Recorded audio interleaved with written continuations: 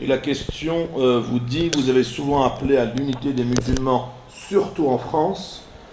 Quel est votre message et comment ne pas... Quel est votre message adressé à la communauté musulmane? Donc c'est long, j'abrège. Quel est votre mot d'ordre pour nous éviter une fitna cette année à l'approche du Ramadan? On va pas y échapper. Ouais. Elle a déjà commencé et c'était prévisible, d'accord. Donc je vous annonce une bonne nouvelle, on en a encore pour quelques années, 4, 5 ans, et après ça sera une affaire classée, parce que je vais vous rafraîchir la mémoire, ou peut-être vous n'êtes pas au courant parce que vous n'étiez pas né. Dans les années 80, on a subi d'autres fitnas, telles par exemple, la première, moi je l'ai vécue, et j'en suis un acteur. En 79, la première conférence que je fais dans une mosquée en français, levée de bouclier. C'est haram de parler en français dans la mosquée, tu dois parler en arabe. C'est du kufr, c'est de la mécréance. Le prophète est en arabe, le Coran est en arabe. Bref, il a fallu des années pour que les musulmans acceptent des conférences en français parce qu'on a un objectif. Vous savez, un des arguments qu'ils avançaient, c'est parle-leur en arabe pour qu'ils apprennent l'arabe. Vous savez, vous rigolez tellement c'est bête et stupide. Mais c'était ça. Donc toi, tu es là, t'encaisses, tu patientes, tu réponds, tu t'énerves, tu t'emportes parfois tu... Et maintenant, c'est devenu naturel. Regardez, je parle en français, ça ne choque personne. Si vous saviez qu'est-ce qu'on s'est payé comme Scud, comme missile Stinger. Pire, quand on a commencé à faire une khutbah en français, le Jumu'ah, là c'était le kufr, la mécréance. Tu montes sur le minbar et tu parles en français, le minbar du prophète, tu te rends compte? Mais c'est une insulte pour notre prophète. Imagine. Et aujourd'hui, c'est devenu normal ou naturel? Ça vous choque? La moitié de la Jumu'ah en français, ça vous choque pas?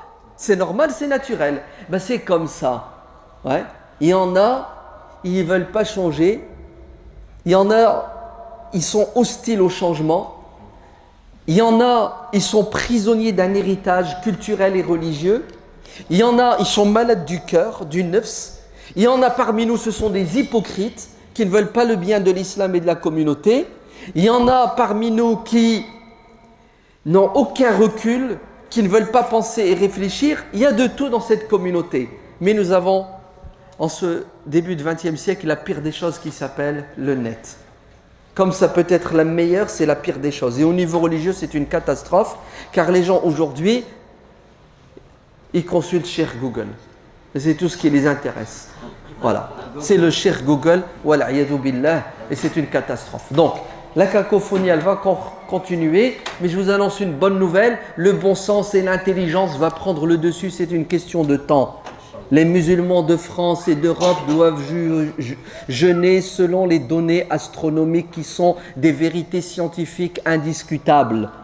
On a des robots sur la planète Mars qui est 40 fois plus lointaine que le Soleil, qui prennent des échantillons du sol martien et qui l'analysent sur place et qui nous envoient les résultats. Ya ibadallah, réveillez-vous. La Lune, c'est du domaine du CP. Maternelle, la section la plus basse. Un enfant, tu le mets à l'école en CM2, il sait ce que c'est que la conjonction lunaire, il sait quand la lune... Même pas, vous avez tous un iPhone, tapez la NASA, elle va vous dire quand la lune naît. Arrêtons de nous enfermer dans un littéralisme religieux aberrant qui divise la communauté et l'empêche d'évoluer. Bon, je vous renvoie au site. Il y a une conférence sur le Ramadan 2014. Pourquoi le calcul? Il y en a qui nous disent c'est vous qui divisez la communauté. On leur dit au contraire, nous apportons une solution pour arrêter la division qui dure depuis toujours. Elle a toujours existé à cause, je l'ai vu, je ne l'ai pas vu. Au moins le calcul, il n'y en a qu'un, il est le même pour tout le monde. Mais c'est rien, c'est une question de temps. Wallahu a'lam walhamdulillahi rabbil alamin.